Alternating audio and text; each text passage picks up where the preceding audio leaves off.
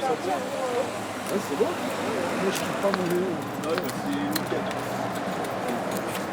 Je le sois. Oui, un flamant rose derrière nous. Ça sent le produit anti-moustique. On ne viendra pas ici comme ça. On passe pas.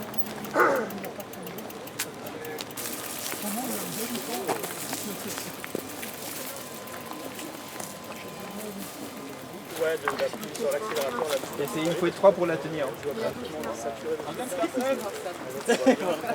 Aujourd'hui, Stop Micro organise une baignade qui s'inscrit dans le cadre de l'appel des soulèvements de la Terre 100 jours pour les sécher, qui vise à montrer, pointer du doigt en fait les entreprises qui s'accaparent l'eau et qui la polluent. Et du coup, on est ici à mi-chemin entre l'usine de ST Microelectronics et de Soitec. Elles sont vraiment à quelques dizaines de mètres. Et on se baigne dans ce minuscule ruisseau qui est risible par rapport aux quantités d'eau que ces deux entreprises consomment. C'est-à-dire qu'elles consomment 16 000 mètres cubes d'eau par jour. C'est énorme. Si on veut avoir une image pour se représenter, ça serait l'équivalent de 34 km de palettes d'eau par jour. Voilà. Et avec l'agrandissement, ces usines elles sont amenées à consommer beaucoup plus. Et c'est ça qu'on vient de dénoncer aujourd'hui. Le fait qu'il y a une opacité totale sur la consommation d'eau potable de ces usines et qu'au sortir d'un été hyper sec, avec les sécheresses qui se multiplient, il y a des vrais enjeux vitaux qui se jouent en fait en ce moment. Les élus ou ST, en fait, ils utilisent le terme de recyclage. Or, en fait, il n'y a pas de recyclage dans la mesure où l'eau potable qui rentre dans l'usine, quand elle sort de l'usine, elle n'est plus potable. Elle est dite de qualité rivière. Et je le rappelle, les chiffres de l'eau potable consommée par ST et Soitec, c'est 16 000 mètres cubes par jour. Donc c'est énorme. Du coup, déjà, nous, on pointe ça en avant.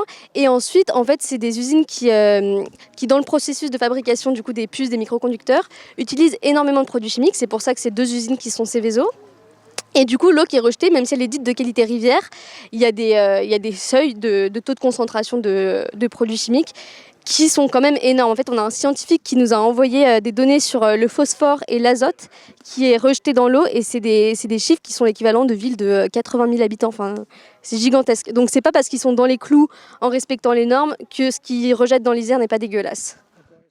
Je savais pas que tu viendrais. Ah, mais si, t'as dit. Ok, tu veux un gâteau ça c'est coco. C'est une petite action un peu symbolique où on trempe les pieds dans la petite rivière qui perdure entre les deux géants, entre ST et Soitec. Voilà, c'est un peu pour un peu en espèce de boutade en disant qu'on a besoin aussi des rivières pour tremper les pieds, on a besoin de l'eau pour se baigner et on n'a pas forcément besoin de toute leur quincaillerie.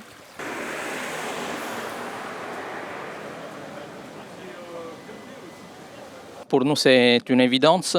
On avait déjà connu le collectif et nous, on partage beaucoup de leurs positions. En effet, la France Insoumise, dans son programme L'avenir en commun, prend la règle verte, c'est-à-dire on ne peut pas prendre à la nature plus par rapport à ce qu'elle est capable de régénérer. Soitec et ST Microelectronics prennent trop. Et nous, on est pour la décroissance et pas pour cette croissance à l'infini où, à cause d'un capitalisme vorace et rapace, on prend vraiment tout pour consommer sans arrêt. C'est-à-dire il faut repenser les besoins et vivre de façon différente, plus en lien et en harmonie avec la nature. Et donc 25% de cette eau sert au clim, et cette eau elle peut être réutilisée, bien sûr, on s'en fout si l'eau est propre ou sale pour faire des clims, en gros, mais 75% restant est utilisé pour nettoyer les plaques, et là on a besoin d'une eau très très propre.